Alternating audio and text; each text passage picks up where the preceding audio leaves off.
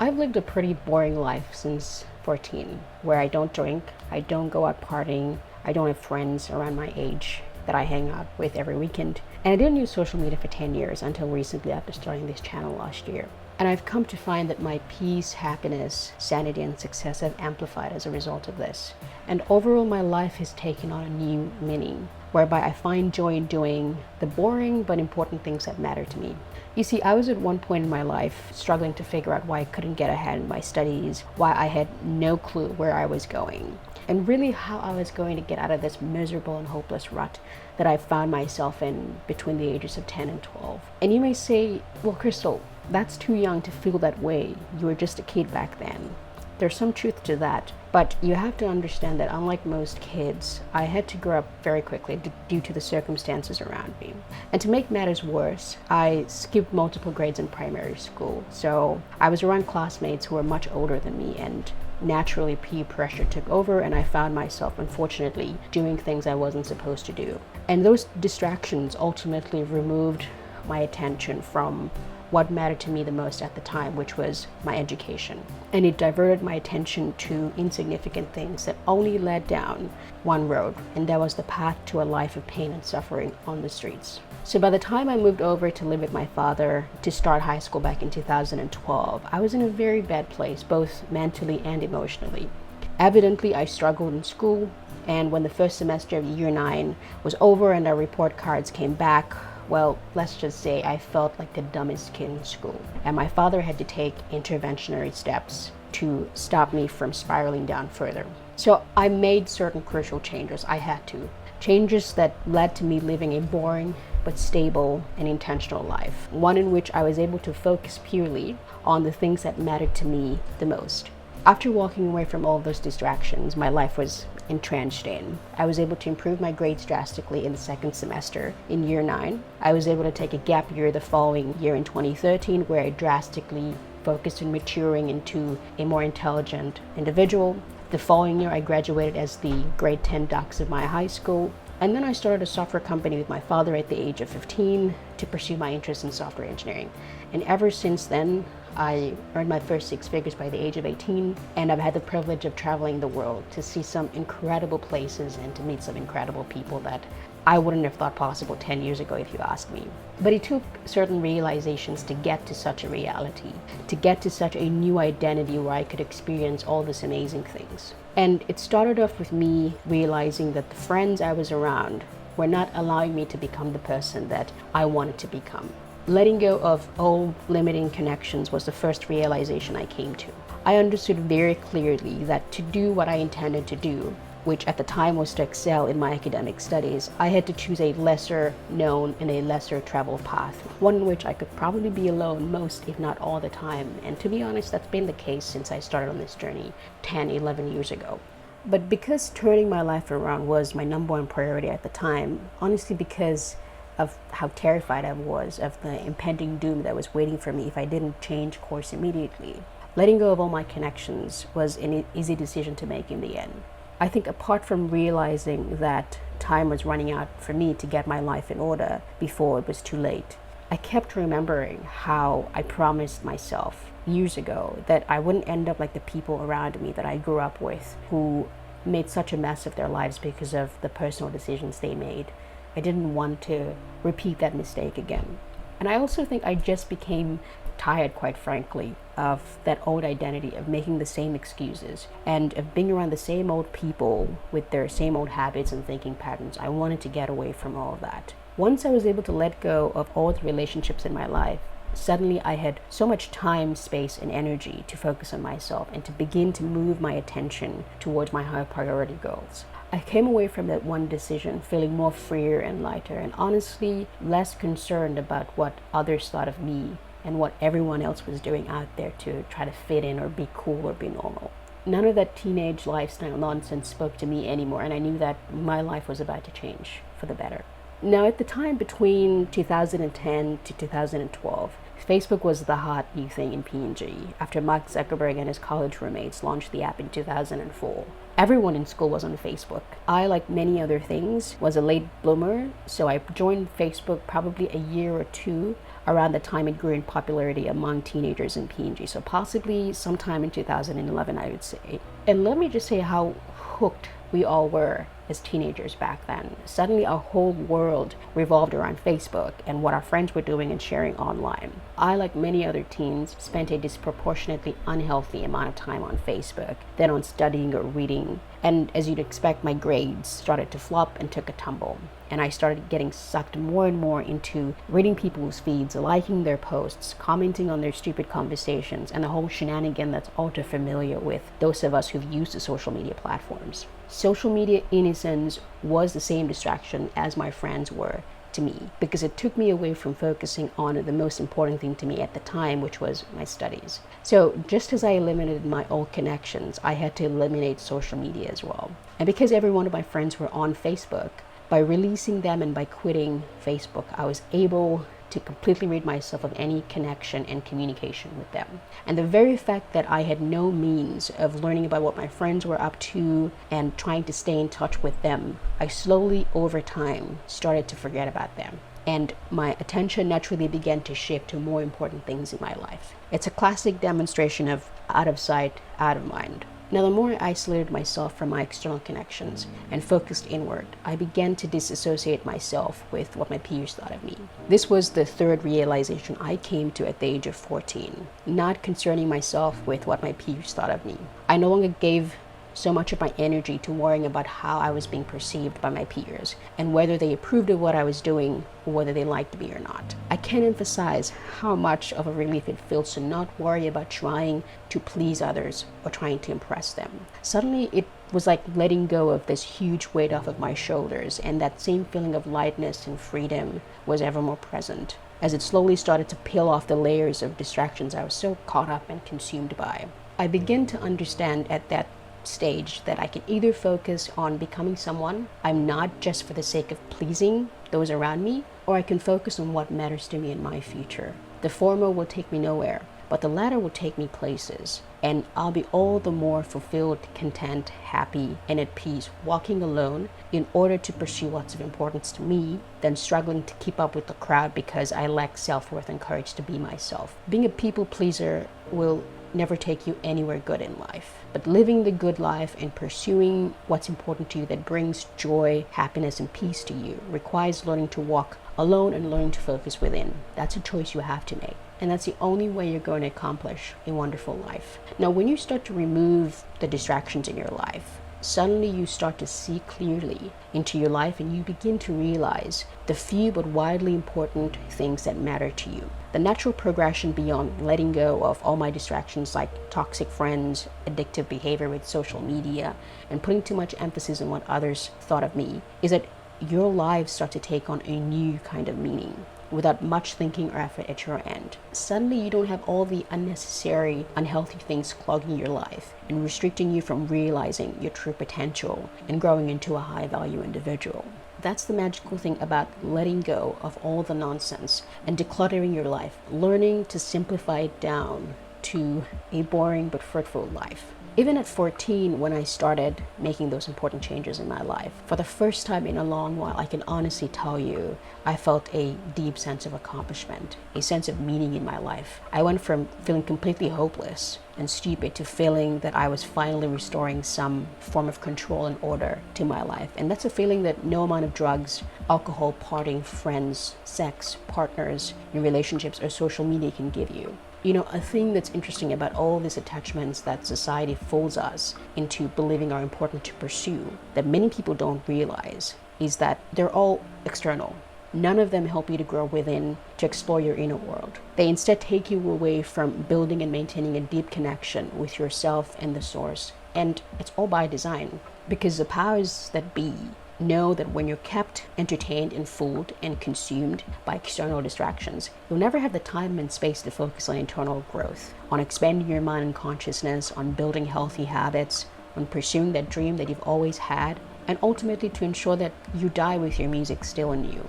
We all get so caught up in the shiny objects that society plants as mental bait to imprison and impair our ability to create and live a meaningful life. I never would have had the life I have now if I didn't mature quickly to have that realization. But it's only something that can come when you pluck out the weeds and poison taking root in the depths of your subconscious mind, slowly working its way and destroying and eating away at your potential.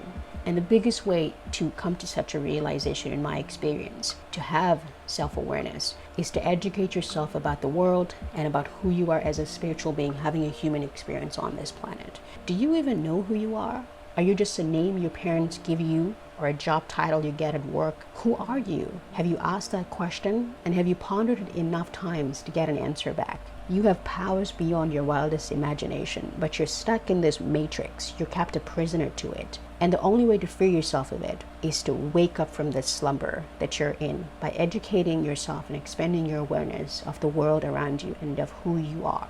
A lot of times, real change starts when we begin questioning the things around us that we've always taken for granted or we're ignorant to. High-value individuals are those that prioritize self-education and continuous learning, continuous expansion of their minds and of their understanding of the world around them as a means to pursue and realize their potential. You simply cannot live to your fullest potential and realize your capabilities if you're kept blind and ignorant to it.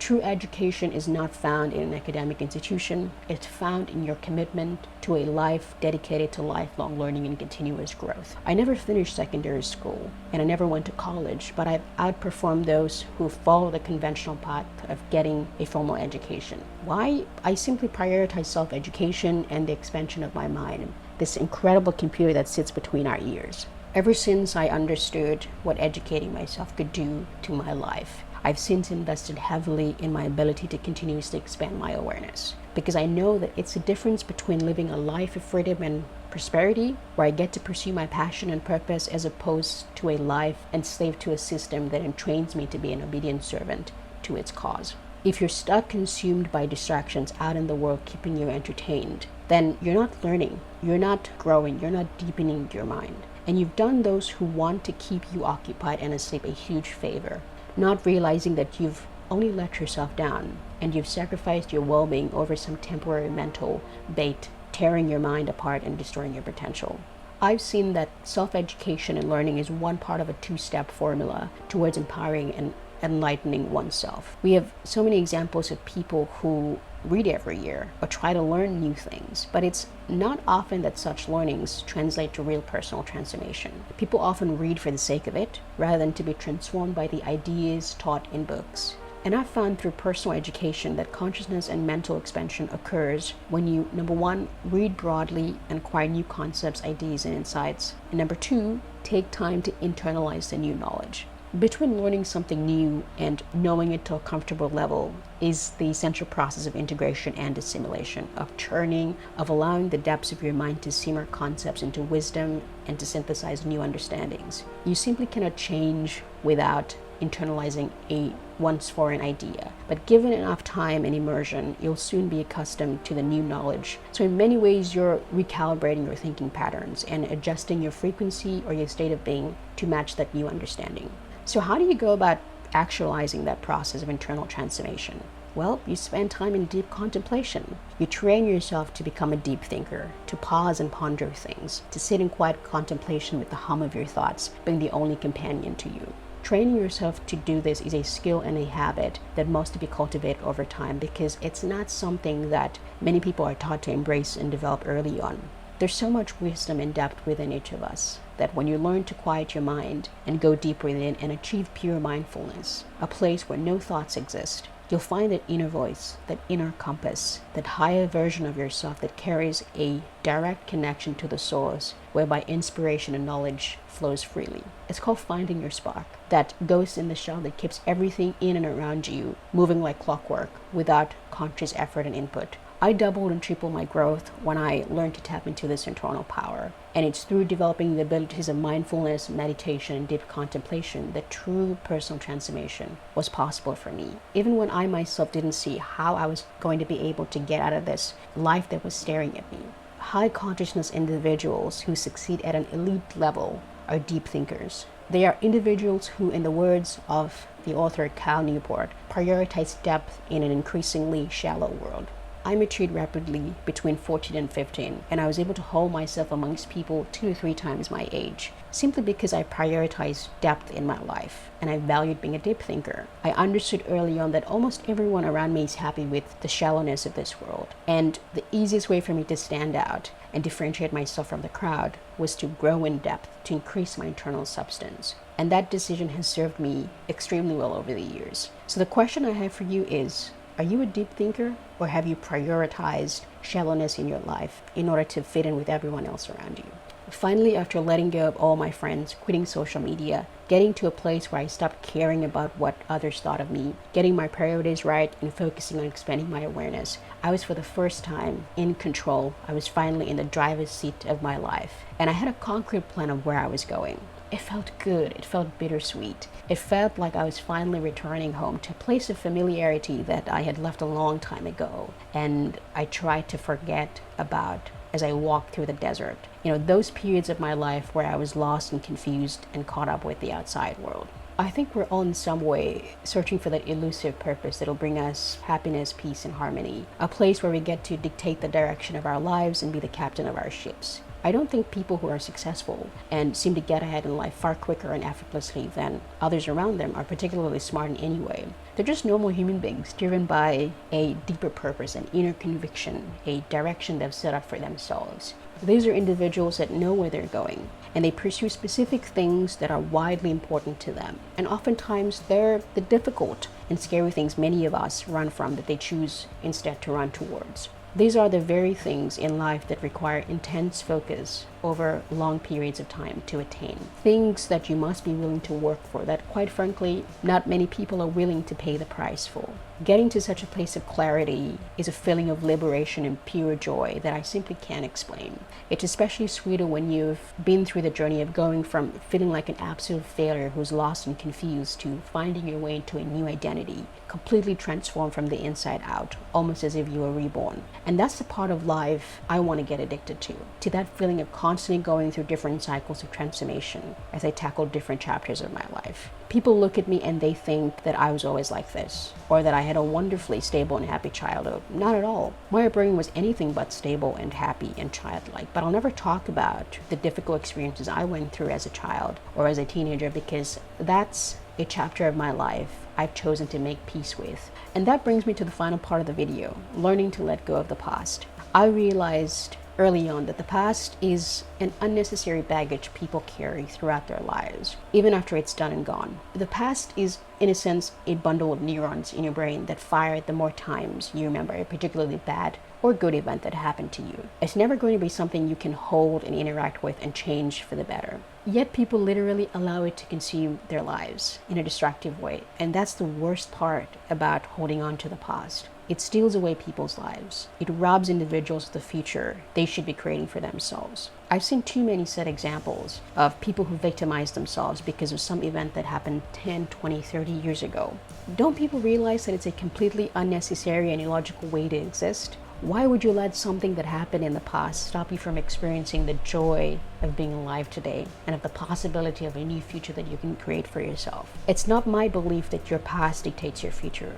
Rather, what's true is that you're now living the life you have today because of the choices you made in the past. And the future you're going to have rests on the choices you get to make today. Period. It's that simple. The solution to this dilemma then is pretty straightforward then, if you ask me. All you have to do to create a better future for yourself, far from the past you've experienced, is to start making different choices today. Better choices today for your future self. Forget about who did what to you and why and how and all the never-ending questions we bombard our minds with. Instead, focus on what you want. Ask yourself, what do I want? And change the conversation from why me to what can I do for myself to help me today? And how do I move beyond this stage of my life into a better future? Reconfiguring the questions you ask yourself can make a significant difference in the kind of clarity and answers you get. It's kind of like that saying you hear in the movies, you're asking the wrong questions. I used to hate my mother for the chaotic life she lived and the horrible experience I had to endure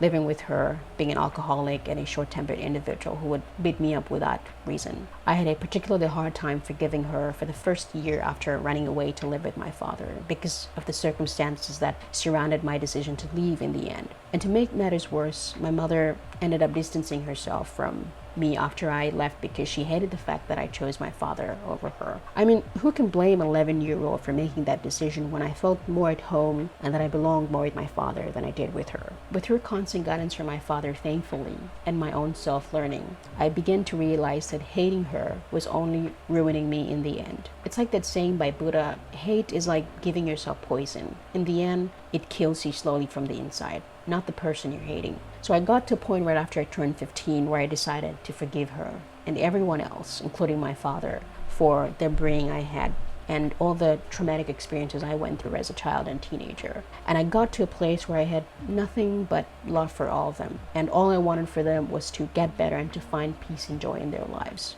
The result of finally crossing that bridge, where I finally left all my past and the pain and anger that I was carrying, accelerated my growth and transformation within a matter of months. I would not be who I am today if I still held on to the past and carried hate and anger towards those around me that hurt me. In other less obvious ways, I've seen that making peace with the past has allowed me to be more empathetic, to be more mindful of why others behave the way that they do. It's interestingly enough made me more understanding and sympathetic towards individuals. So when I look at people like my parents, who I admit I used to have a lot of anger and hate towards in the beginning of my life, I have more compassion for them now as I've matured over time. And I've come to the stage where I've learned to let go of all their shortcomings and to instead focus on the good in them. My parents will never be perfect. I've accepted that. They're just humans and they've made certain decisions throughout their lives whilst trying to raise me without the foresight they now have, being in their late 40s and early 50s, and after going through all that trial and error